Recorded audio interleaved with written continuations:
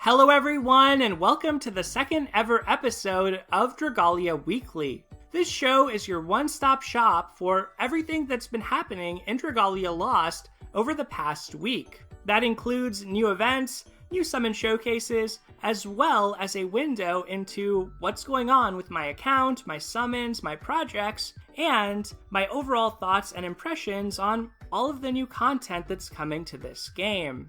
As always, timestamps are on screen now, they're in the description, and they're in the pinned comment, so if you wish to skip ahead, you can do so. As you can see, Flames of Reflection, both the banner and the facility event, is the big topic for today's video, but I want to start us off with some housekeeping. This is the last day to complete any levels you want to try clear in the Mercurial Gauntlet before you receive your Victor's Trove rewards tomorrow, so do keep that in mind. Tomorrow, Chapter 9 of the game's story also releases, so I hope you look forward to that, and we'll definitely be discussing that in next week's video. Astral Raids comes out next Saturday, so that's something else to be excited about. Make sure you're collecting your Astral pieces. You can store up to 300, and those are available through any quest you're doing right now. And there's a ranged character update coming at the end of this month, which will eliminate a penalty to the damaged ranged characters dealt when they stood too close to enemies.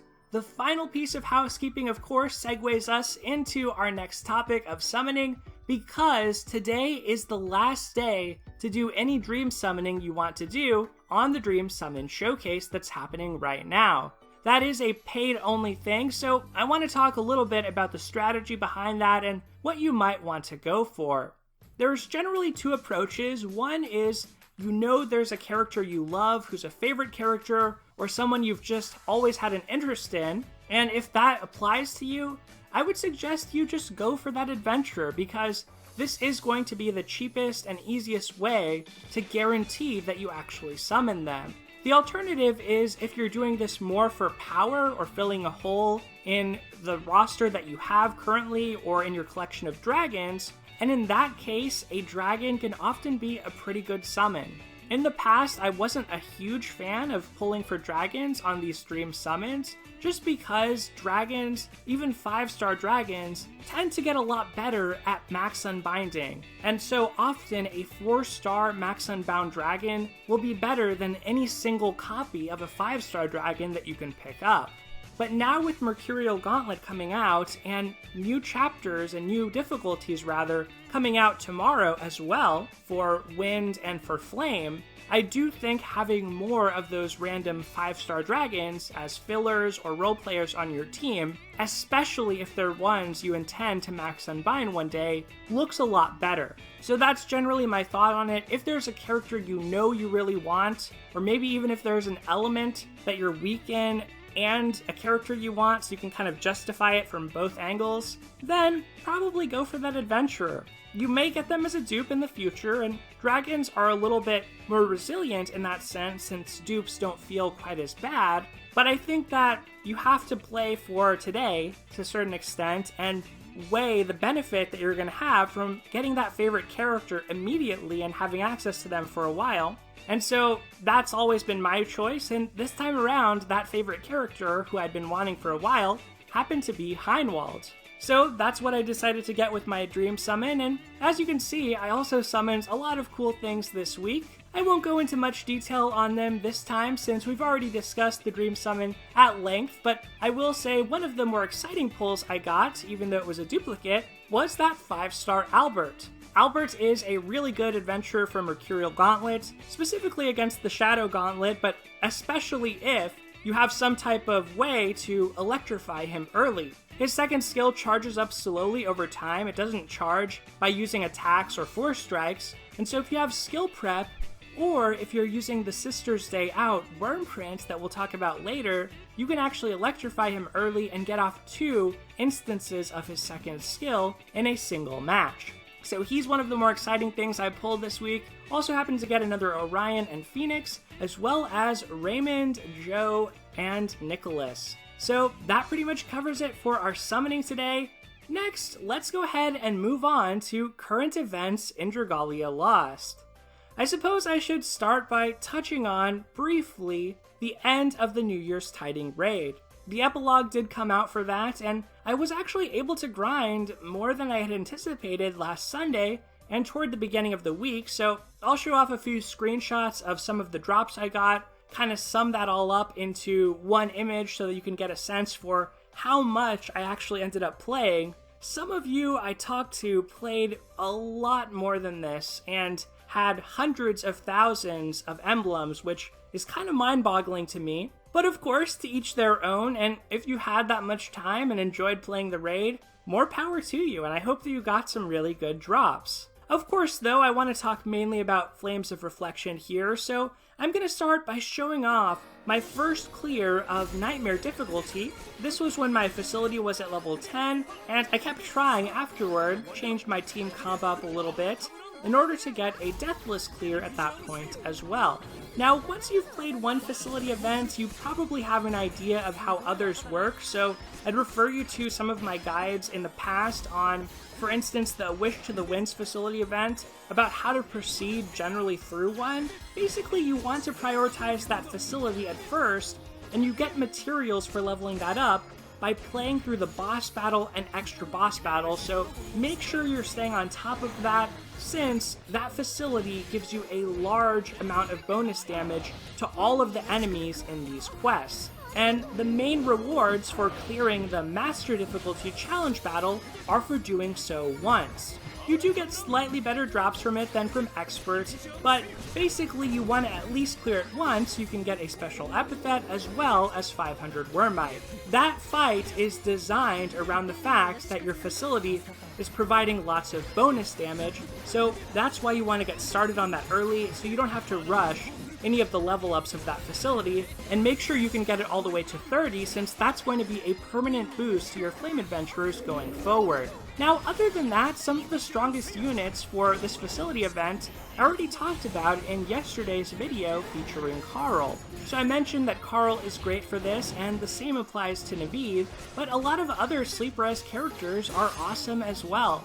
Axes like Yue or Ramona can be really good in facility events just because of how wide the area of effect is on their force strikes. Ramona in particular seems like a beast with her first skill, but we'll talk more about her when it comes to the banner review and banner analysis at the end of this video. So those are some of the units you can use, but honestly I didn't notice too much trouble even when I chose to bring non-Sleep Res adventurers like Mikoto and Mim to the fight as well, so I think there's plenty of room for flexibility here depending on who your more powerful flame characters are and who your more invested flame characters are. When it comes to the story of the facility event itself, I really enjoyed it. I have to say, this is pretty much exactly what I want and expect out of a facility event or raid event story. It's nothing too complicated, it's nothing too heavy, it's pretty lighthearted, but we got some fun characters. We got the introduction of Lazri and the Roka, which I thought was awesome, and I think we got a nice picture of each of the personalities of the three blacksmith sisters. So I really liked the story. I liked how there was a chapter with each of them unlocking their potential, and I always think it's a really good thing when the banner matches up with the event, because that makes me want to summon for those characters. Ramona was someone who I was always interested in because she appeared in the game so mysteriously, but this event definitely made me want to summon for her and her sisters, even though I'm probably just going to approach that by using daily deals. Other than that, as far as the facility events goes, just make sure that you're playing consistently. You don't need to buy out the special worm prints to increase your grinding rate. If you're able to clear Expert and not Master right now, go ahead and do Expert to start building up your points. There's nothing wrong with that. You should be able to reach 1 million by the end of the event. And actually, if you're getting around 20k or so per run of medal points, you should be able to reach that and clear out most of the good items from the treasure trade. So you don't need to rush it more than that by getting those worm prints. Doing so will just mean you might have to play a little more, actually, to clear out the rest of the treasure trade if there's something you particularly want. As always, I suggest you go for the more limited items in the treasure trade. Things that are 1 or 2 of are the most important and precious to pick up, but besides that, you do want to also empty out those consecrated waters, and if you're lacking them, also get those succulent dragon fruit. That is also something that's pretty hard to come by. That's pretty much it as far as Flames of Reflection, and a little recap on my drops from New Year's Tidings. So let's switch over now to our interlude for today's video. Alright, so for these interludes, I want to bring you something a little bit more lighthearted between our more serious analysis and conversation.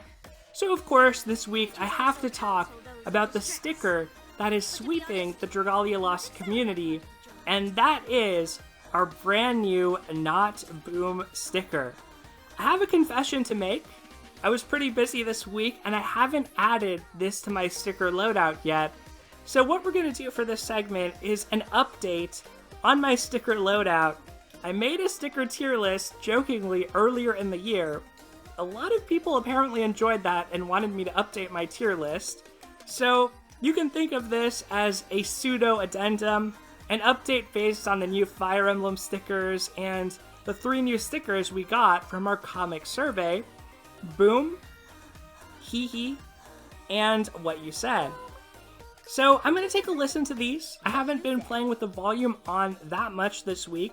I know there are a ton of memes. I've probably seen more of those than the sticker itself. But let me just play this in silence for just a moment. That's pretty good. That is pretty good. The giggle, also pretty good. What You Said, I'm not so sure. I do like it though. I like that Elsand's there.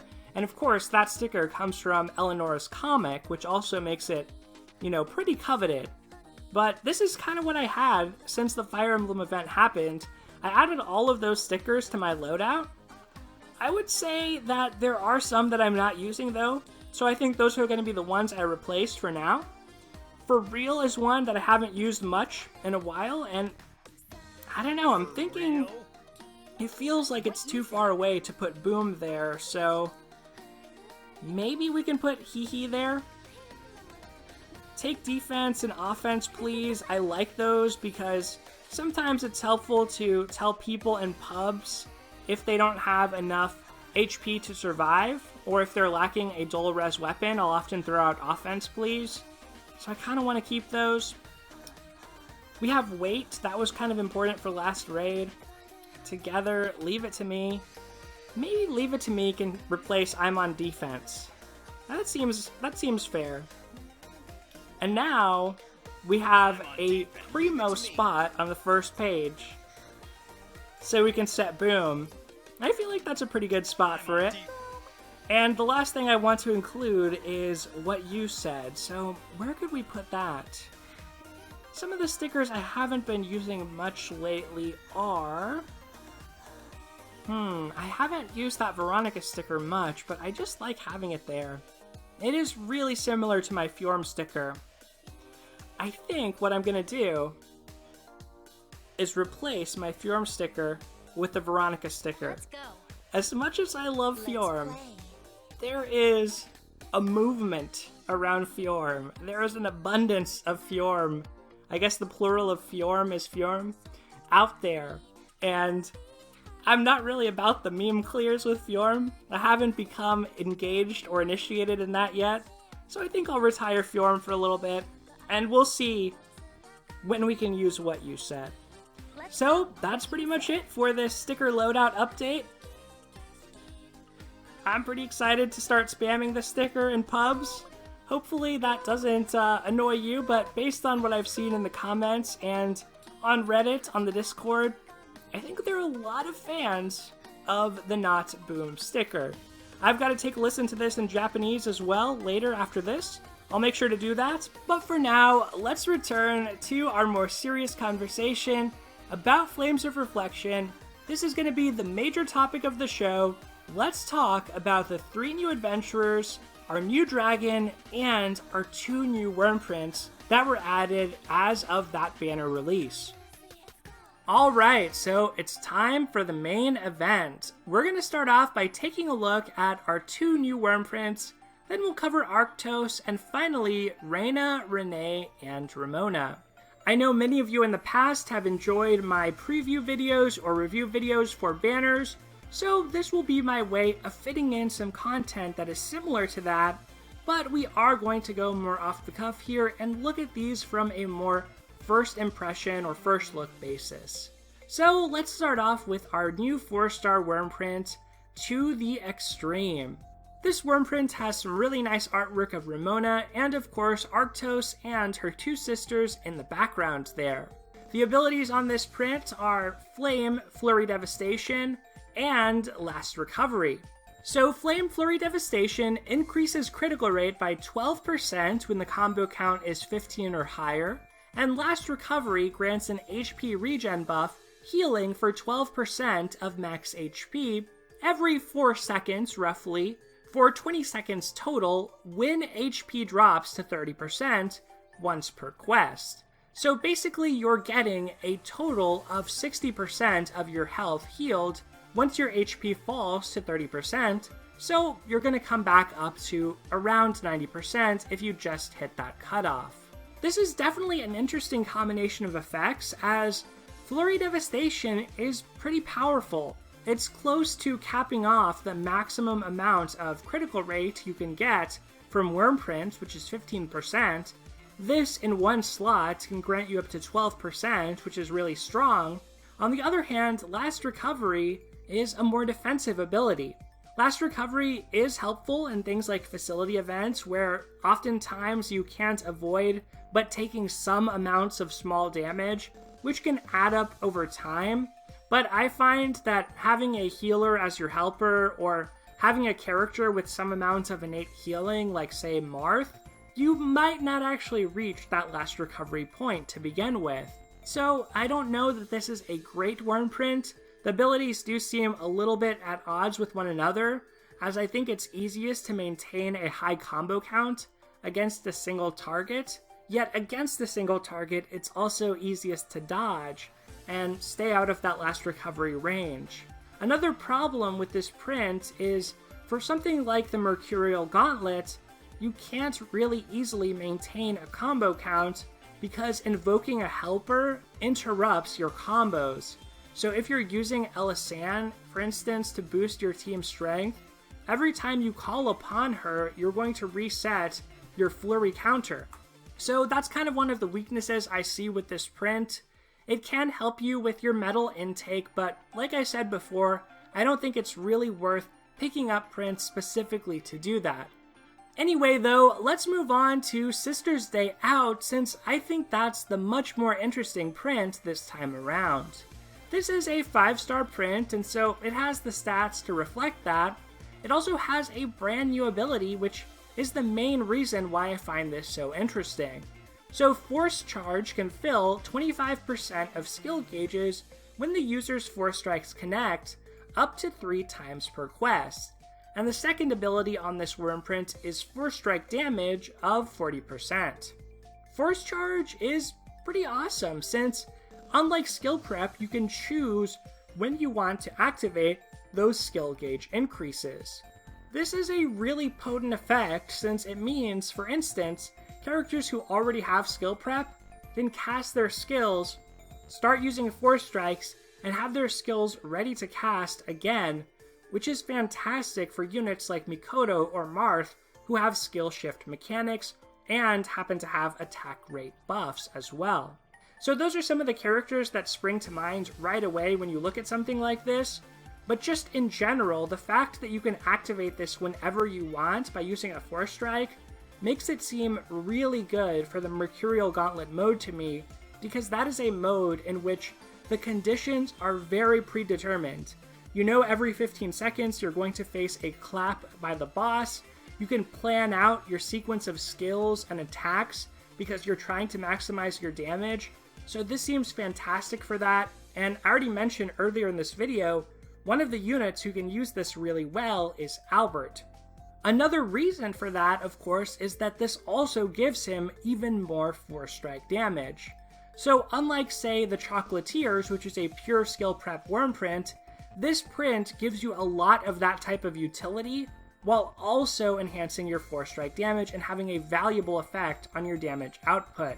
Now there is one small drawback to this that I should mention, and that's that certain weapon types hit multiple times with their 4-strikes. And right now, the way this counts connecting with a 4-strike is that it counts every hit in the 4-strike against this. So if a character's 4-strike, because of their weapon type, hits 3 or more times, it's going to use up your force charge all at once. So for instance, bow units, if you call upon their 4-strike, they're going to get that 75% skill gauge increase all at once. And the same is true for lances, it's also true for daggers, and for wands, their 4-strike does 2 hits, and for staffs, it does 4 hits. So that is one of the disadvantages to this, is that some characters or some weapon types have less control over when you can actually use this to charge up your skills. That being said, axes, blades, and swords all have 1-hit 4-strikes, so those are some of the best candidates for this, I think, and there are lots of characters that spring to mind that could use this well. I am very curious to try this on Yachiyo personally because she does value 4-strike damage, and you could use the force charge to manipulate her skill cast times a little bit, and that force charge could also potentially be used with some of the new adventurers that we got on this showcase.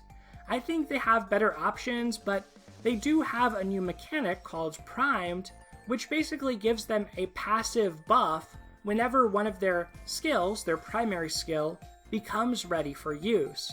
So, very thought-provoking and I think potent Wyrmprint. It's not one I'm going to go out of my way to buy just yet, because I'm going to see if I get any more of these as drops during the facility event.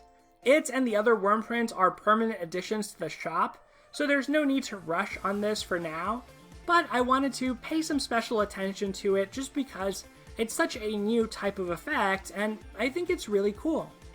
For now, though, let's move on to the dragon at 5-star on this summon showcase, Arctos. He may not look it, but he really is a dragon, and he's a pretty good one. Arctos has the skill Dragon Drop. It deals a nice amount of damage. It can also inflict stun, and his abilities, his aura basically, is similar to Longlong's but for flame adventurers. He increases strength by 45% and adds 55% to the modifier applied to critical damage once max unbound. There's some existing math on this on Reddit comparing a max unbound Zephyr to a max unbound Longlong, and the break-even point in that analysis is 22% critical rate. So basically, any adventurer who can achieve 22% critical rate or more can use Arctos to deal even more damage. If they're below that cutoff, then it's still going to be likely that they prefer Cerberus or Agni. Now, there are some interesting corner cases since there are characters like Yue and Serena who can use skills and abilities to power up their critical rate, so those are some other units that can use Arctos even if on paper they may not have the base critical rate needed to do so. Mikoto, of course, is an amazing unit for this because he has 2 critical rate passives. Marth has Flurry Devastation, which makes him awesome with Arctos. And the thing is, from Prince, you can only get 15% critical rate total. So your character already needs to have a little bit going on because most weapon types only have 2% critical rate, and axes have 4% critical rate. So even if you're getting the maximum amount from Wyrmprints, you're not going to be at 22% that's needed for Arctos. So basically you want to look at characters who have some type of passive, or happen to be daggers as well, because those characters can use their co-ability. So Melsa and Renelle also have Flurry Devastation. They have the critical rate co-ability as daggers, so they can use this well too. Those are just some of the candidates for this. There are other units that can meet the threshold, but just barely, and probably aren't worth getting to that threshold with the types of Wyrmprints you have to use. So one that comes to mind is Xuanzang. I think that she's better off with just a pure strength dragon, for instance. But Arctos is a welcome dragon, and compared to Wind, Flame has lots of adventurers who can utilize critical damage well. So I think that Arctos is actually quite a bit better than Long Long just because of that. There are even some flame void weapons that have critical rate passives built in. So with this dragon and with a weapon like that, a proper Wyrmprint setup, with a co-ability, you can have a 50% plus critical rate on your Makoto, which is going to be insane with Arctos. So I think this is a great dragon, great pickup. One last thing I'll say about it is it's pretty good, even with one copy, if the character that you're equipping it to has critical rate effects in their kit. So even at 0 Unbound, this will likely be better than a max Unbound Ifrit on a character like Makoto, because that critical damage passive is very high even when at 0 Unbound. Although the strength aura is lower, that critical damage is still going to be 50% compared to 55%. So just like with Long Long, this is a dragon who can be pretty good with just one copy. Now let's move on to the adventurers though, starting with the youngest of the 3 Anvil sisters, Renee. Renee is a water unit, which certainly makes her a little bit out of place for this event and on this showcase, but of course it fits with her abilities in the story, and I'm glad they diversified the sisters across the elements, at least to this small extent. So Renee's skills are Droplet Slash and Drenching Strike. Droplet Slash can inflict Bog, which is awesome. It also deals damage. And Drenching Strike, her second skill, can increase her own defense by 10% for 5 seconds. Really good to see a character with 2 attacking skills. Bog is also a very powerful effect. It greatly increases the damage that you deal to targets who have been inflicted with Bog.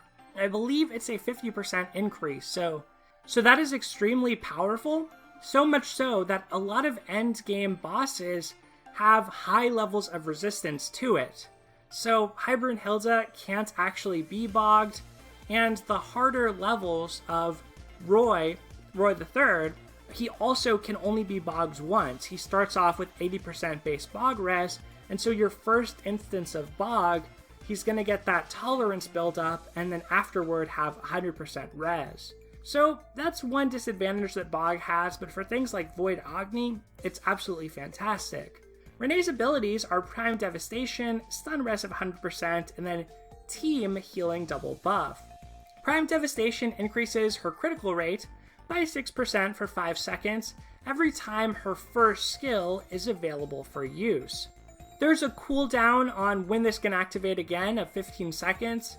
There are ways, like with the Wyrmprint we already talked about, to trigger one's first skill faster than normal.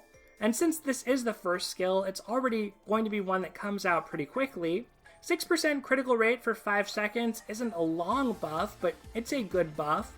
And her final ability of Healing Double Buff to the team is also new. That's pretty nice since she can trigger it with her Drenching Strike. It is a small amount of healing though. It's 1% of max HP every 4 seconds for 20 seconds total. So essentially you're looking at 5% healing overall.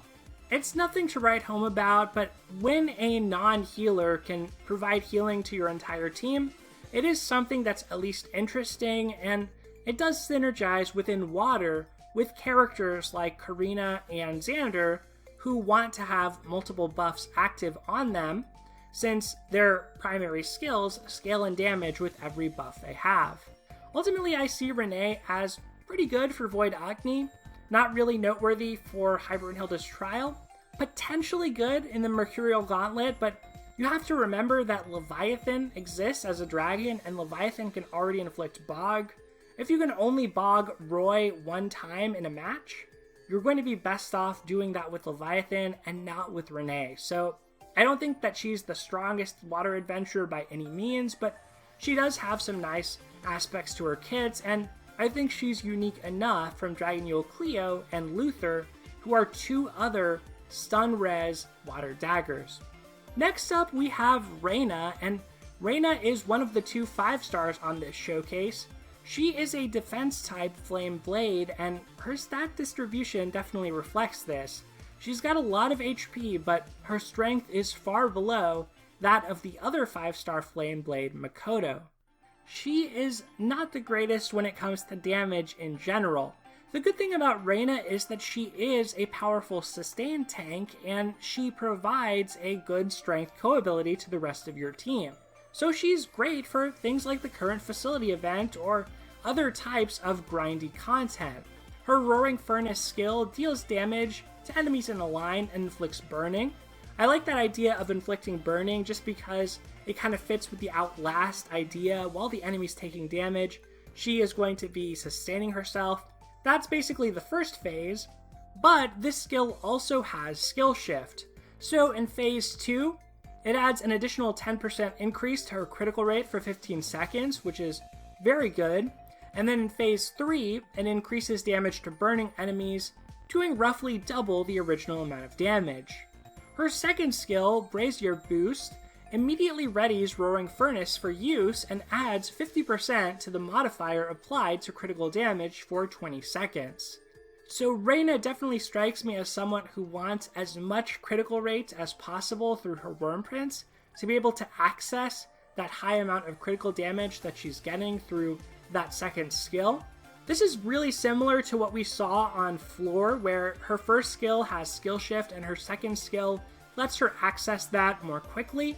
That also works well with the Primes mechanic, and in Reyna's case, hers provides a defense buff.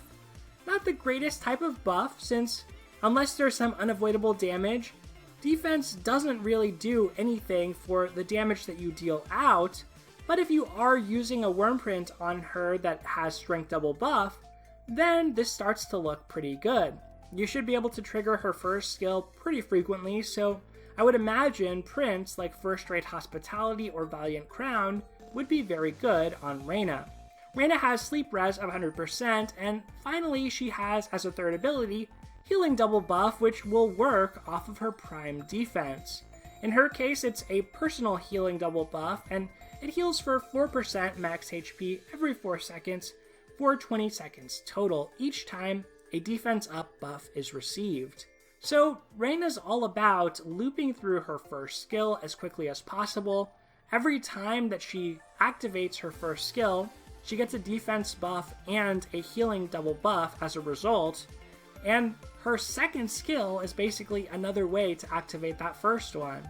So like I said, I think something like Valiant Crown would be really good for her. I would try pair that with a print like Levin's Champion at a glance, just because I think you want to get as much critical rate as you can, and that's going to give her 10% in one Wormprint slot, plus some extra critical damage.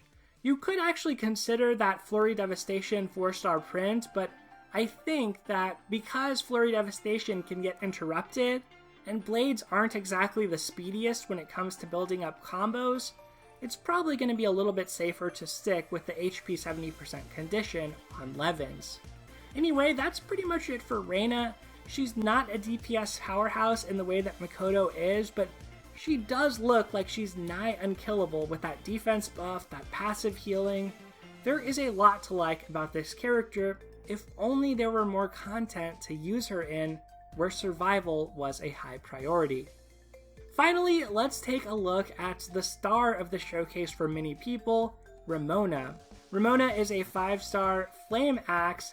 She has Sleep Res of 100%, just like Reyna, and her first skill, Forge Buster, is absolutely absurd.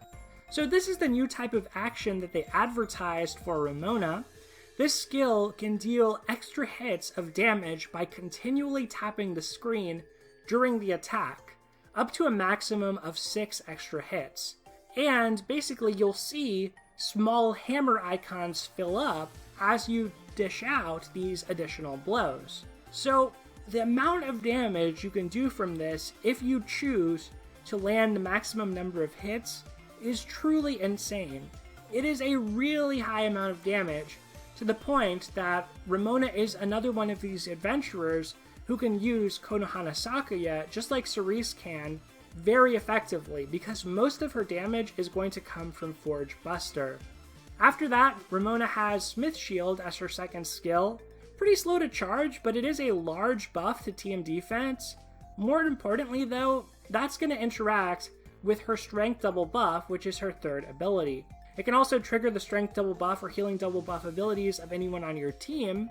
So if you want to make a theme team with all of these sisters together, Ramona's second skill is just going to unleash havoc by triggering a lot of double buff abilities across all three. Ramona's first ability, though, is another primed ability. Hers is primed strength. This will increase her strength every time Forge Buster becomes active for use. So not only do you have this skill with an insane amount of damage, but also every time you have it active, you're going to get a strength buff right before that, so it does even more damage. Simply put, Ramona is awesome. She is an absolute powerhouse. I see her as being great for things like Mercurial Gauntlet, the current facility event, and axes are not too bad to use against High Midgard Swarmer. It's not too hard to dodge since you're the bait character primarily. So I don't even think that she's really a liability in that quest if it's one you're still taking on, despite her sleep res. Void Zephyr is a little bit of an issue because there's no dull res flame axe. You could try to get crafty and dodge carefully, but probably not going to be the best case scenario for her. But still, just Ramona's raw power really stands out to me. Anyway, though, that's pretty much all I want to say on the three sisters of the Anvil here, and Arctos, as well as the two new Worm Prints. And that's all I want to say for this episode of Dragalia Weekly. Thank you so much for sticking with me and watching to the end, and I hope if you are waiting for a banner preview or review, you sort of got your fix with this video.